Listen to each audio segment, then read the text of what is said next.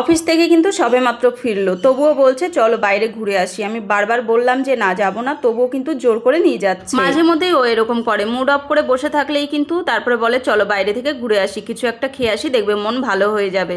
আমার বর কিন্তু আমাকে ফুচকার লোভ দেখিয়ে বাইরে নিয়ে এসছে, বলছে চলো ফুচকা খেয়ে আসি। সব জায়গাকার ফুচকাগুলো না আমার ঠিক ভালো লাগে না, সেরকম এখানেও কিন্তু ফুচকাগুলো ঠিক ভালো লাগেনি, সেই জন্য কিন্তু চলে আসলাম দেখো বার্গার খেতে। আমাদের তিনজনের চয়েসই আলাদা আলাদা। আমার পছন্দ কিন্তু বার্গার, আমার বরের পছন্দ ধোসা, আর আমার ছেলের পছন্দ পিৎজা।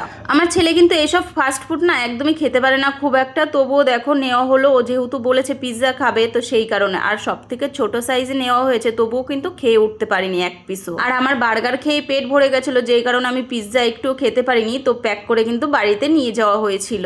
আমরা যেহেতু এখানে আছি 1 বছর হয়ে গেছে, তো আমাদের কুলারটাও কিন্তু 1 বছর হয়ে গেছে, সেই কারণে কিন্তু এই ঘাসগুলো একটু পাল্টানো হবে। বাড়ি এসেই কিন্তু দেখো দুজনে মজা শুরু করে দিয়েছি। আমার বর এদিকে কাজ করছে, আমি ওর সাথে ইয়ার্কি মারছি যে তুমি পারবে না এগুলো লাগাতে। তোমরা অনেকেই বলো আমার বর লজ্জা পায়, তো সত্যি কথা বলতে জানি না, ক্যামেরার সামনে আসলেই কিন্তু ও ভীষণভাবে লজ্জা পায়, তবে ক্যামেরার পেছনে কিন্তু ও একদমই পুরো আলাদা। আমার বর কিন্তু ভীষণভাবে মজা করতে পছন্দ করে, সেটা কিন্তু ভিডিওতে তোমরা মাঝে মাঝে দেখতেই পাও। আমার বর বাড়িতে নিয়ে এসেছিল ধোসা প্যাক করে, তো সেটাই এখন খাওয়া দাওয়া করছে, আর আমরা তো খেয়ে এসেছি। চলো এই ভিডিওটা এখানেই শেষ করছি।